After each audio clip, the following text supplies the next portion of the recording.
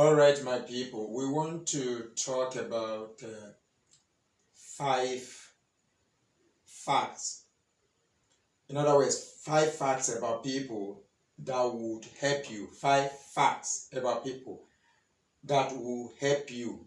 These things will shock you. By the time I am through with it, you will be so shocked. That is if you are not aware of that before.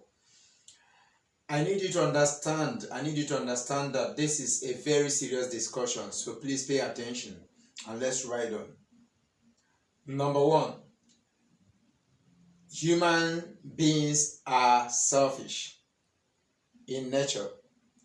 I want you to understand that human beings are selfish in nature, whether they be your father, whether they be your mother, whether they be your sisters, your brothers, your uncles, your nephews, or whomever they might be. Understand that human beings are selfish in nature. In the nature of man, there is this selfishness that runs through every man. In other words, before he thinks of you, he will first of all think about himself. So before anyone thinks about you, they first of all put themselves. Nobody will put you ahead of himself. Even the Bible says, love your neighbor as you love yourself. It didn't say love your neighbor more than you love yourself. So God understood that in a human nature, there is selfishness. That's why he says, love your neighbor as yourself. So never you forget this, that your closest friend will still put himself ahead of you in case of anything, whether good or bad. That's how human beings are wired. Number two, people don't appear as they often look. Please, I need you to understand this. People don't appear as they often look. In other words, look sometimes could be deceitful. Somebody you interpret to be a wicked person, probably based on their look, or a poor person, probably based on their dress, or a wicked person, probably based on their look from a distance, may actually be angels in disguise. You see, people don't often appear the way they look. Sometimes,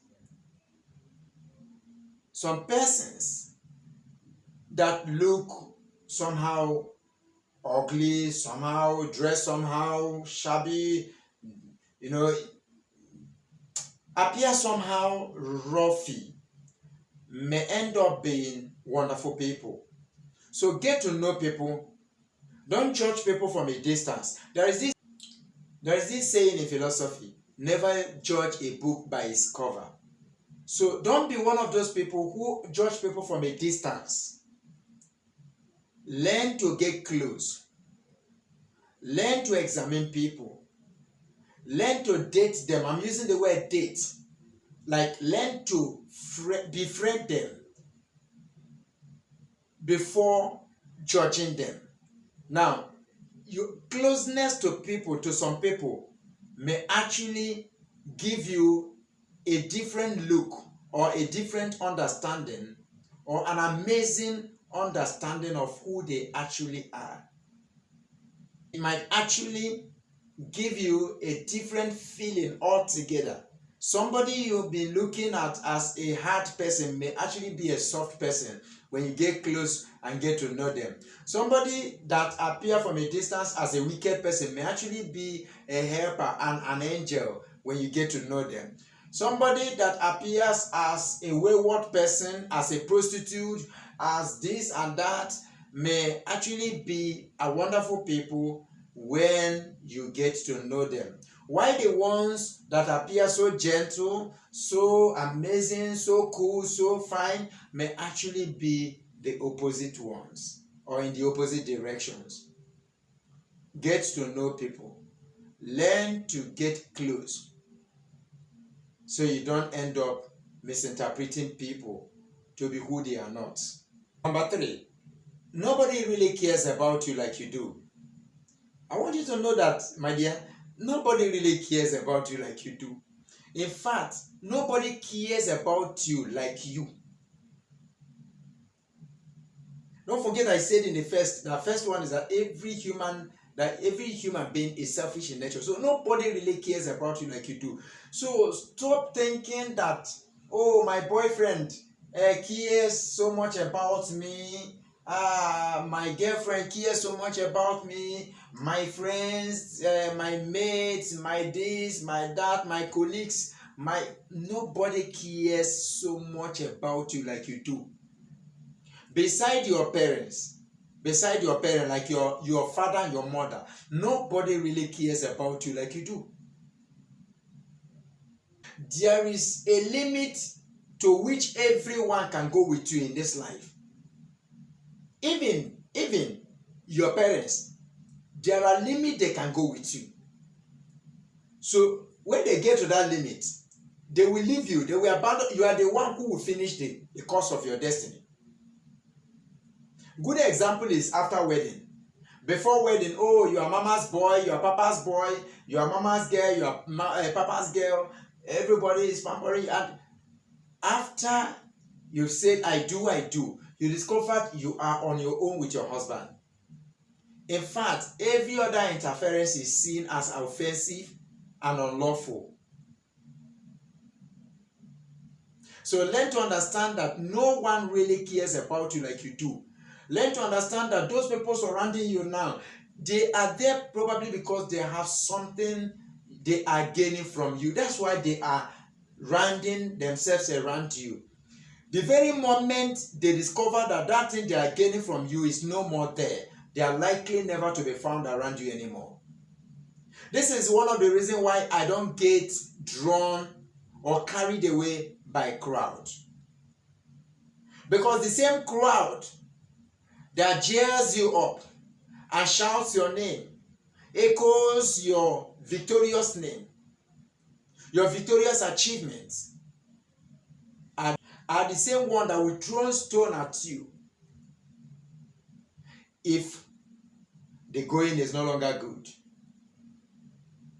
Do you know that the same people who were shouting Jesus on the Palm Sunday, Jesus, Messiah, Jesus the Messiah, were the same people on the Good Friday who were shouting, crucify him, crucify him. So never take people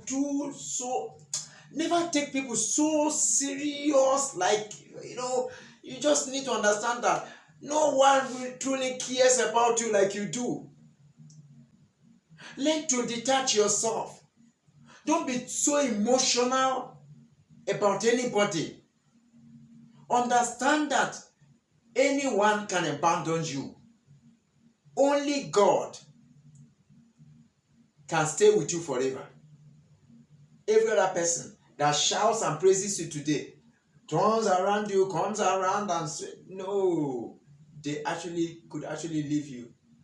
But I want you to understand that people around you now really don't want you to be as successful as you're wishing or more successful than they are, except you are with right-minded people.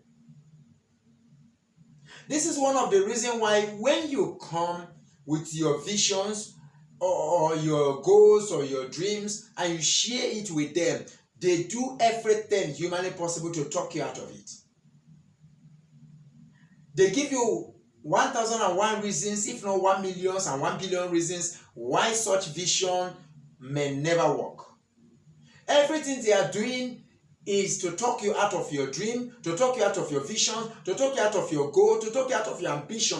This is because they are afraid that you becoming great would mean them losing you to your success or them becoming inferior to you. So know this and know peace. Understand that people will talk about you, whether you are doing good or you are doing bad.